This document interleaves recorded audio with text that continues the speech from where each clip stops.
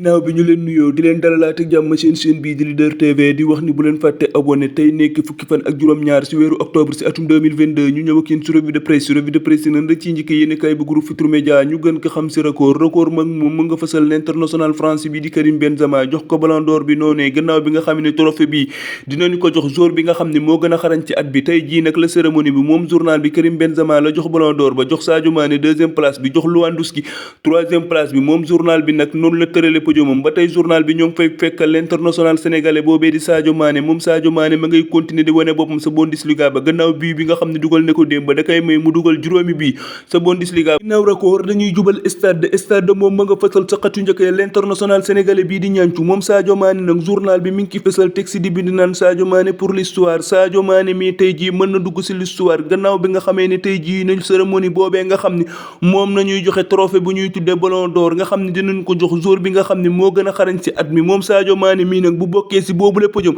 dina nekk joueur africain bi nga xam ne à part George Weah moo njëkk bokk ci podium bi George Weah moomee nag mës na jël Ballon d'Or bi ba tey journal bi ñoo ngi fay fekk match dir bi nga xam ne moo amoon démb ci dimanche bi diggante Génération Foot ak AS Pikine Génération Foot nag moo noggatu AS Pikine noggatu yu métti ñaari bal ci dara moom Génération Foot nag moo jiitu bile championnat naaw stade dañuy jubal Rewmi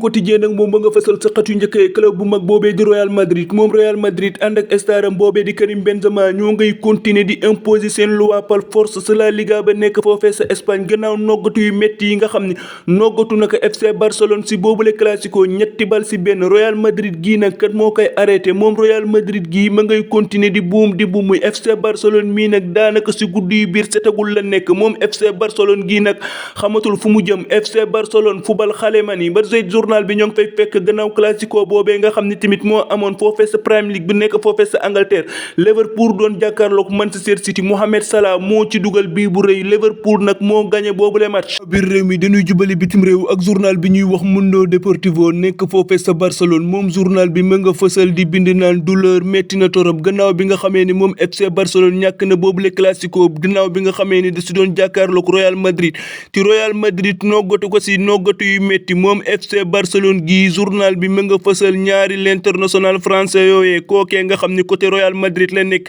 ak kookee nga xam ni côté FC Barcelone la nekk moom journal bi mi ngi si teg di bind naan FC Barcelone la mu wane si boobule classico dalul xel ba tey journal bi ñoo ngi fay fekk VAR boobee nga xam ni ma ngay continuer di def polémique foofee sa FC Barcelone gannaaw bi nga xam ne Laporta mooy président FC Barcelone bi mi ngi xam ne naan kookee di VAR Lewandowski dafa am penalty yi ñu lànkal ko moom Laporta sax demoon na ba wàcc si Versailles yi dugg si arbitre yi di xam leen teeg ñoom ba ñu yëkkati ay kàddu yu ñagas jëmale ko si yooyu la arbitre moom Laporta nag ñoo ngi kiy xamal ni ko na dal am joueur yu mag taxul nga gañe yooyu la match pour nga gañe ko secret bi Real Madrid moo ko amee di leen di wax ne lii nañ leen indiloon tey si ay robi di leen jaajëfal ba beneen ak yeneen ni robi jaa ngeen jëf